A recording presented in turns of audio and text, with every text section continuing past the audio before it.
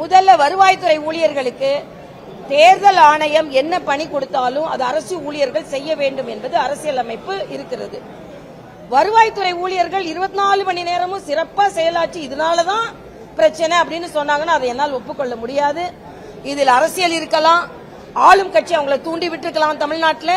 அதனால இது ஜனநாயக கடமை, எல்லோரின் கடமை இது. அவர்களும் அதில் பங்கெடுக்க வேண்டும் என்பது எனது வேண்டுகோள்.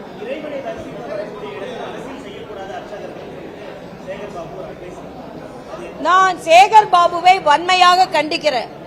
ஒரு அர்ச்சகர் அம்மா கையில தாமரை இருக்கு, அனைவர் உள்ளத்திலும் தாமரை மாதிரி மகிழ்ச்சியா இருக்கணும்னு சொன்னத நீங்க அரசியல் செய்ய வேண்டாம்னு சொன்னா, நீங்க ஆலயத்துக்குள்ள தாமரையே இருக்கக்கூடாதுன்னா லட்சுமி தாமரை மேல தான் உட்கார்ந்துருக்காங்க, சரஸ்வதி தாமரை மேல தான் உட்கார்ந்துருக்காங்க.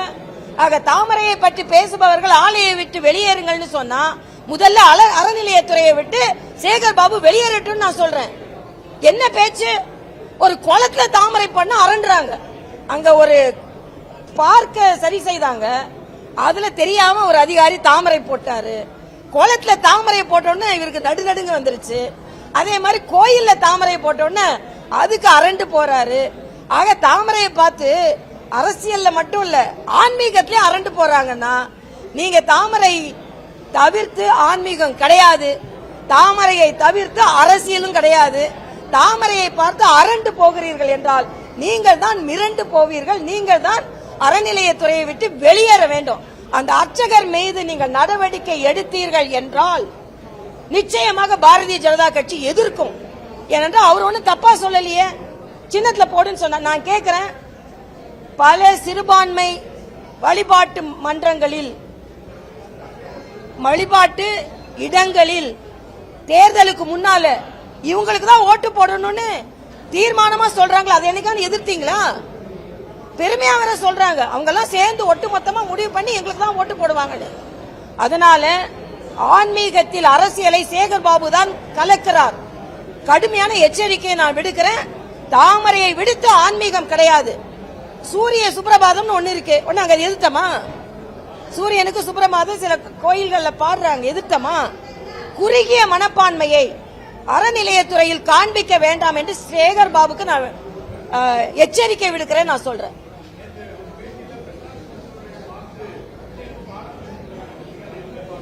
ஏற்கனவே பிரசாந்த் கிஷோர் தான் பாடம் கத்துக்கிட்டார். அவரு பிரசாந்த் கிஷோர் வந்து பாடம் சொல்லி கொடுத்துட்டு போனாரு விஜய்க்கு. பிரசாந்த் கிஷோர் பாடம் சொல்லி கொடுத்துட்டு போனாரு. அந்த பாடம் சொல்லி கொடுத்தவர் என்ன ஆனாருன்னு நீங்க பாடம் கத்துக்கப்பான்னு சொன்னேன். உண்மைதானே? பிரசாந்த் கிஷோர்ட்ட பாடம் கத்துக்கலன்னு சொல்லுங்க, கத்துக்கிட்டார்ல. பிரசாந்த் கிஷோர்ட்ட பாடம் கத்துக்கிட்ட திமுக, பீகாரிகளை மோசமா பேசின திமுக அதே பிரசாந்த் கிஷோரையும் அமர்த்தினாங்க. அதனால தனக்கு பாடம் சொல்லி கொடுத்த பிரசாந்த் கிஷோருக்கு என்னாச்சுன்னு தம்பி விஜய் தெரிந்து கொள்ளட்டும் எனது கருத்து. இல்ல பிஎம் ஒண்ணு மாற்று கருத்து சொல்லலையே, பிஎம் அவர் அரசியலுக்கு வர சொல்லலையே. பிஎம் அவரை வியூக அமைப்பாளரை மட்டும்தான் பார்த்தாரு. ஆனா இவர் அரசியலுக்கு வர்றதுக்கு முன்னால வரைக்கும் வியூக அமைப்பாளர் வெற்றி தான் பெற்றார். அரசியலுக்கு வந்தா புதுசா அரசியலுக்கு வர்றவங்களுக்கு இதான் கதிப்பா அப்படின்னு சொல்ல.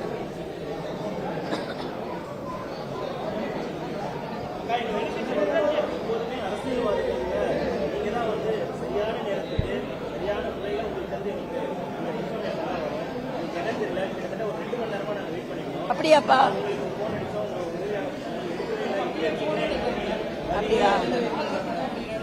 அப்படியா? இல்ல இல்ல, ஒரே ஒரு நிமிஷம். நான் சொன்னது 11:30 மணி. ஓகே, வழியில ஒரு பெரியம்மா என்ன பார்க்கணும்னு சொன்னாங்கன்னு அவங்கள பார்க்க போனேன் நானு. ஆனா இங்க வந்து என்ன சொன்னாங்கன்னா, உங்க பேங்க்ல இருந்து லெட்டர் வந்துட்டோம், லெட்டர் வந்தப்புறம் வாங்கன்னு சொன்னாங்க. பேங்க்ல இருந்து பேங்க் ஆபீசர் எல்லாரும் இன்னைக்கு ஏதோ ட்ரைனிங் போயிருக்காங்க, அதனால தாமதமானது. அதனால அதுக்கு வந்துருச்சான்னு கேட்டுட்டு நான் வந்தேன். நான் வீட்டுல இருந்து ரொம்ப நேரம் முன்னாலே கிளம்பிட்டேன். அதனால ஒருவேளை தாமதமாகி இருந்தால் மன்னிக்கவும்.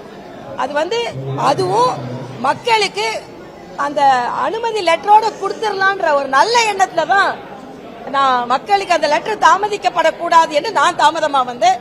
தயவு செய்து ஒருவேளை நீங்கள் வருத்தப்பட்டிருந்தால் மன்னிக்கவும் கேட்டுக்கொள்கிறேன். இனிமே நேரம் சரியா கடைபிடிக்கப்படும். நீங்க சீக்கிரம் வந்துட்டீங்கப்பா, நான் என்னப்பா பண்றது? 11:30 மணிப்பா. சரி சரி, நீங்க நல்ல வேளை மழையில் இருந்து காப்பாற்றப்பட்டீர்கள் எல்லாரும்.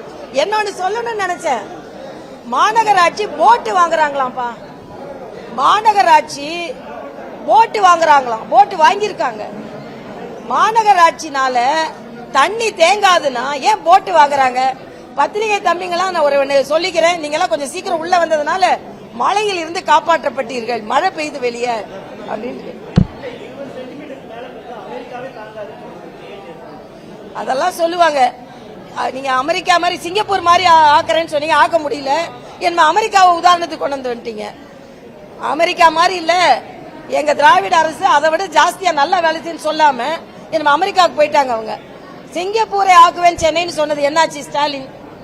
கூவத்தை சுத்தப்படுத்துவேன்னு சொன்னது என்னாச்சு ஸ்டாலின்?